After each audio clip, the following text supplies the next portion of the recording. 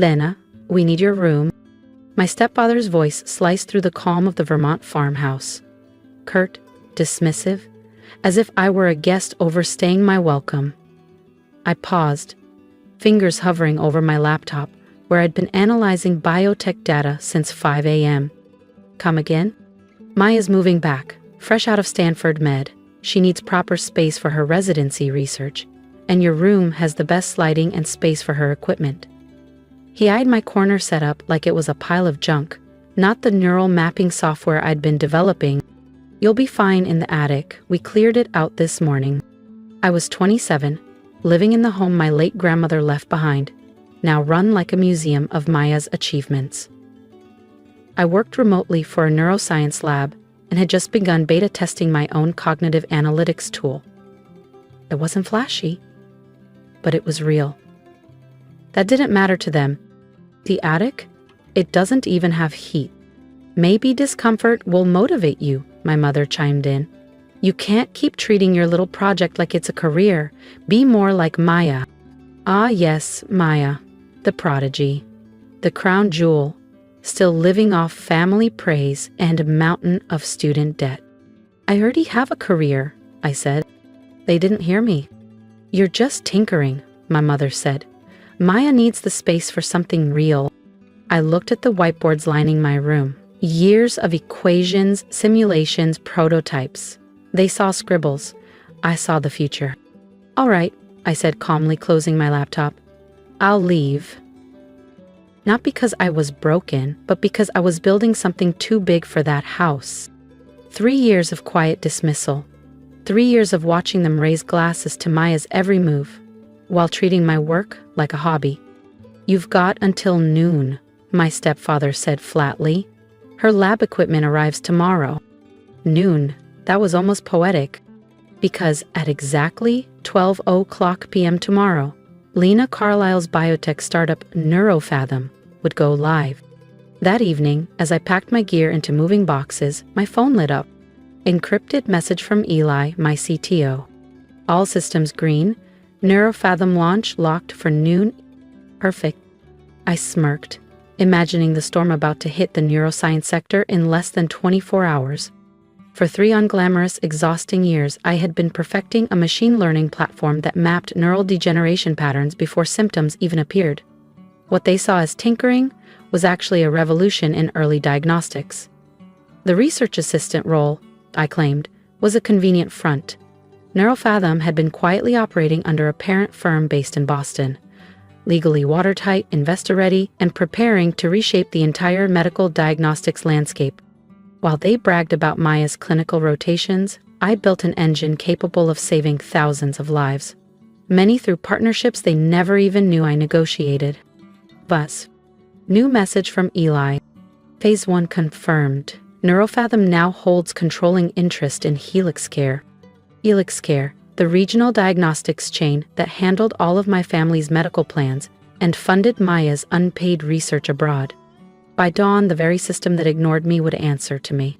I taped the last box, just as Maya's voice drifted down the stairs. Mom, should we do soft neutrals or spa blue for Lena's old room? I smiled. Let them decorate. By noon, they'd realize the house might be Maya's, but the future was mine. My room, my sanctuary, the one they always called temporary. A placeholder until someone with real potential needed it. I thought of my Johns Hopkins graduation, the one they skipped to attend Maya's charity gala, of the prototype testing I funded with maxed out credit cards, while they bragged about Maya's medical breakthroughs that were still theoretical. Lena, my mother called out sharply, don't forget to leave your key. You won't be coming back. I placed it on the desk. No words, no need. They were right. I wasn't coming back. As I loaded the last box into my car, I overheard laughter from the kitchen. Accent walls. Custom shelving. This room deserves someone building something important, not just tinkering in isolation. I sat in my driver's seat, opened my laptop, and typed one line. Initiate Beatrice, Proton. Authorization NeuroFathom Core. Protocol Phoenix initiated. Full execution in 8 hours. The system message blinked on screen. Calm, calculated, inevitable. I closed the laptop and started the engine. Not a glossy SUV like Maya's, but a quiet hybrid. Simple, strategic. Every detail part of the persona I'd crafted for years. Because tomorrow, they wouldn't just see success. They'd feel powerless in its shadow. I drove through snow-lined backroads toward Burlington, Vermont, where my real home waited. A private penthouse overlooking Lake Champlain, the entire top floor of the Rivermere residences. The valet nodded, the concierge greeted me by name, and the elevator rose without a stop.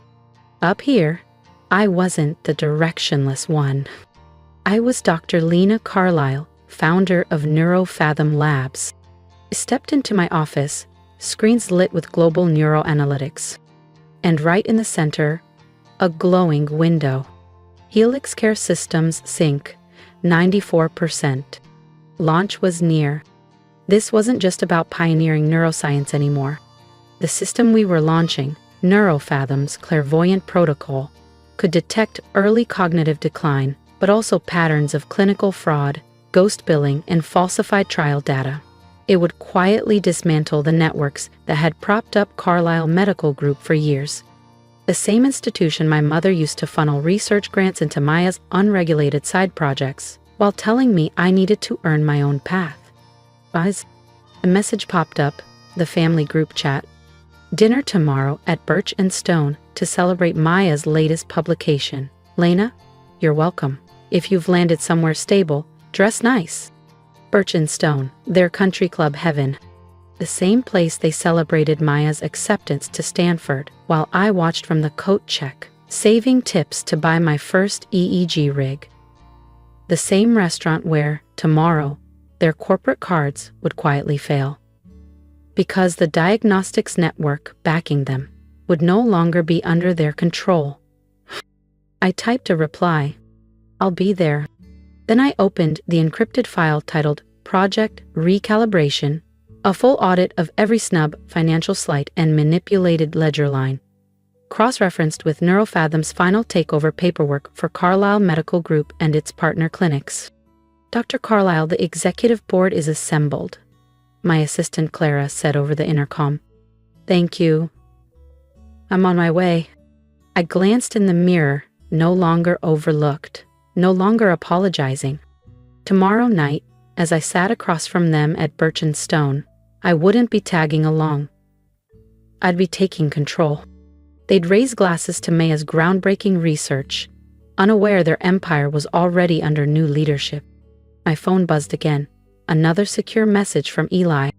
If you're ready to watch how Lena turns the dinner table into a boardroom and a toast into a takeover, make sure to subscribe so you don't miss what happens next. Phoenix Protocol, fully deployed. All systems exceeding benchmarks, Helix Care acquisition finalized. Ownership confirmed. I slipped my phone into a slim clutch and stepped through the walnut-paneled entrance of Birch & Stone, the place my family treated like sacred ground. The maitre d', Julin, looked up instantly, not at the Lena they once dismissed, but at Dr. Carlisle, primary stakeholder of the very property beneath their feet. Your usual seat, Dr. Carlisle? He asked with a knowing smile. I gave a soft shake of the head, eyes gliding toward the corner booth. Not tonight, Julian. I'm with them. I approached as Maya gestured elegantly, describing her latest honor. Research suite on the 15th floor. Floor-to-ceiling lake views. They gave me my own assistant. My mother's eyes twitched when she saw me. Lena, you came? We already started ordering, my stepfather added without turning. I had a few things to finalize, I replied calmly, sliding into the etch seat, my usual place on the periphery. Work, Maya smirked. Still calling it that? My stepfather finally glanced up, no doubt keeping tabs on Carlisle Medical Group's market position. Hope you're not freeloading, that name still means something. Before I could speak, Maya continued. The department head said I could lead clinical trials by next spring. Speaking of leadership, I said lightly, did you hear about the board change at Helix Care? My stepfather stiffened. What change? At that moment, a server approached with champagne. My mother reached for her purse. Let's celebrate. This one's on me. She handed over her platinum card, I already knew what came next. The waiter returned, voice tight. "Apologies, ma'am, but your card was declined." "That's ridiculous," my mother snapped. "Run it again." "We've tried 3 times, ma'am. Would you like to provide another?" My stepfather, jaw clenched, handed over his card. The waiter took it silently, then returned with the same apologetic tone. "I'm sorry, sir. This one has also been declined."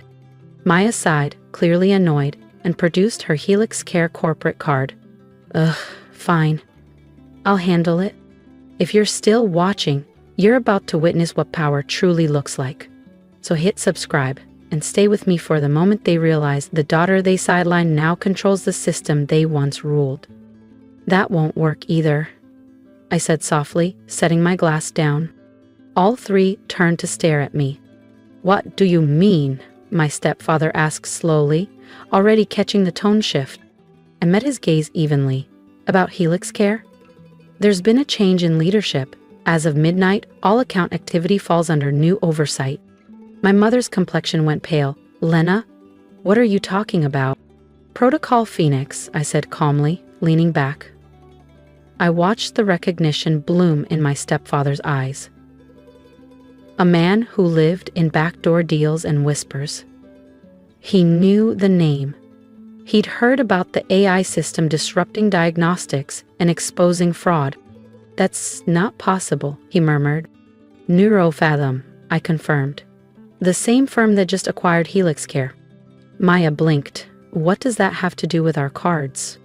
"System protocol," I said. "Irregular transactions, unregistered trusts, falsified clinical stipends. All accounts are temporarily frozen pending audit." My stepfather's voice dropped. "How do you know this?" I smiled slightly. "Because I designed the system." I smiled. "Because I built it. I am Neurofathom." Silence dropped over the table like a shroud. Even Maya's usual stream of self-praise stopped mid-sentence.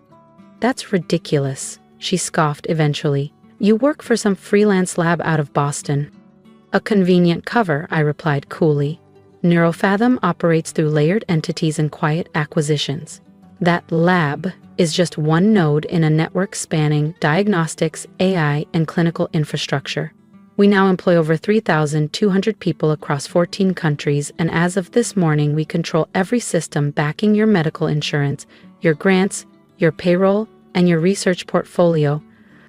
My mother's fingers clenched her linen napkin. "But you're just what?" I cut in.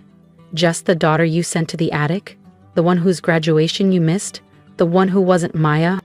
I pulled a sleek, matte trip card from my clutch and handed it to the waiter. A discreet Neurofathom core emblem glinted in the corner. "The champagne's on me. Actually, every meal this table's had here for the past 4 years, also on me. I bought Birchenstone in 2021. The waiter dipped his head. "Of course. Dr. Carlyle." "Carlyle?" my stepfather echoed, stunned. "You're that Lena Carlyle?" I nodded slowly. "The same Lena Carlyle whose algorithm you tried to patent under Helix Care last spring. You probably didn't notice, too busy spotlighting Maya's residency awards to read the board memos." Maya's face drained of color. "And yes, your hospital's AI diagnostics upgrade, powered by Neurofathom. You'll be using my tech if compliance doesn't freeze your program first." If you're still watching, you've seen the beginning of their unraveling. Subscribe now, because next, they learn what it means when the girl they ignored becomes the architect of their reckoning. I turned to Maya, voice steady. "Protocol Phoenix flagged discrepancies in your trial reporting, by the way, so if I were you, I'd rethink that director promotion." My mother leaned forward, hands trembling. "Lena, sweetheart, can we talk about this? We're still family." Bam. I stood slowly, letting my gaze settle on each of them. My stepfather's face red with rage, my mother's pale with shame, and Maya's frozen in stunned disbelief. Family doesn't exile you to the attic because you don't fit their narrative. Family doesn't miss your thesis defense to toast someone else's internship. Family doesn't call your career a phase while funding lies. I picked up my handbag. Deep, forest green, alligator leather. Understated but unmistakably high tier. It cost more than the Audi my stepfather loved to brag about. Your accounts will remain frozen until the internal audit is complete, I said evenly. And based on what Protocol Phoenix has flagged so far, I'd expect a call from the Office of Inspector General, possibly before Friday. You can't do this, my stepfather growled. I met his eyes, steady. I already did. Then I paused. And Maya, I tilted my head slightly, voice smooth. If you're looking for a quieter place to do your research, I hear the attic gets excellent sunlight this time of year. I walked out without looking back. Behind me, muffled sobs, whispered disbelief, and the sound of an ego unraveling. In my hand, a buzz from Eli. Protocol Phoenix, historic traction. Neurofathom stock up 320% since market open. I smiled to myself. That freezing attic they shoved me into? It's where I wrote the first line of code for Neurofathom. Where I began building the system that now held their empire in its neural net. Over the next month, the house of cards collapsed. Investigators uncovered ghost grants and clinical falsifications across Carlisle Medical Group. Maya's position was quietly eliminated during Helix Care's ethics restructuring. My mother's social life banished with the champagne budget. And me? I kept building. Not for them, never again for them, but for impact, for those like me. These days, when someone asks how it started, I tell them, sometimes the best thing they can do is push you out. And sometimes, the most poetic revenge is a declined platinum card at their favorite table in birch and stone. If you've stayed with me this far, thank you. For listening, for seeing what they never could. I wasn't the perfect daughter, not the golden one, but I built something from nothing. Now I want to hear from you. Have you ever been overlooked, silenced, replaced in your own story? Drop a comment, share your story. Because this journey, this rise, it's not just mine, it's ours. And if you believe in quiet power, in proving them wrong without a single raised voice, tap that subscribe button. Because sometimes the best thing they can do is doubt you, and the best thing you can do is rise anyway.